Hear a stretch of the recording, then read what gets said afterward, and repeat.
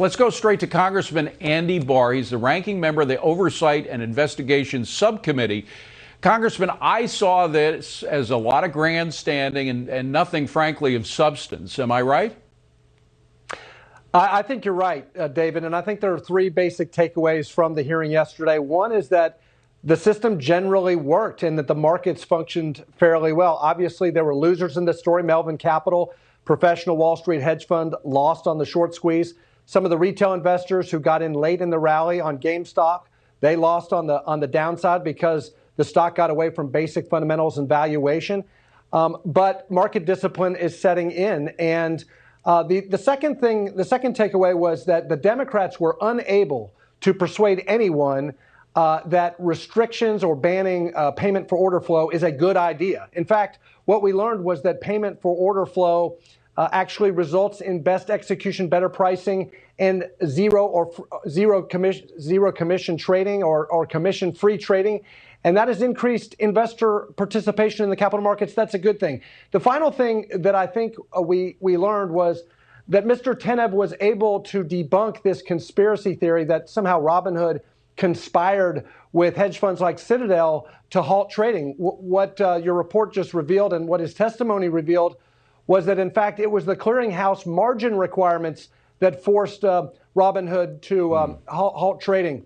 Well, so we want to look at in the future, not more regulation, and certainly the hearing didn't justify more regulation, but how can we continue to innovate in the markets to get to better, shorter timetables in terms of well, we're not going to be able to innovate if we have more regulations and more taxes. And frankly, that was the undertone of the whole discussion from the Democrat side was how can we figure out a way to regulate more? And frankly, there was an ulterior motive, I think, of how can we find a way of taxing more the markets? Yeah, there was some discussion about a financial tax, which is a terrible idea, which would also penalize retail investors.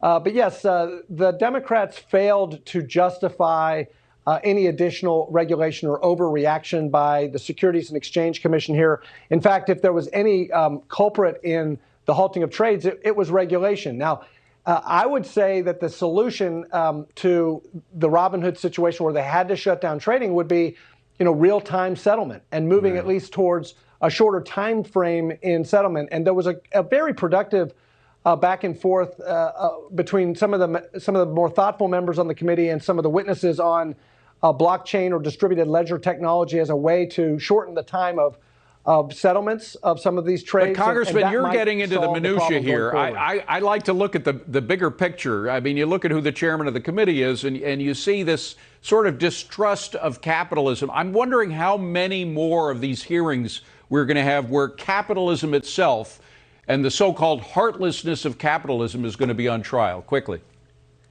I think Chair Waters will do that more, but I think what happened in yesterday's hearing is a vindication of capitalism. And I like the fact that we have so many new millennial day traders. They say millennials are socialists. I think we learned yesterday that many millennials like Mr. Gill are, in fact, capitalists. That's a good thing. Well, I hope you're right on that. Congressman Andy Barr, great to see you, Congressman. Thank you very much. Appreciate it. Good to see you, David.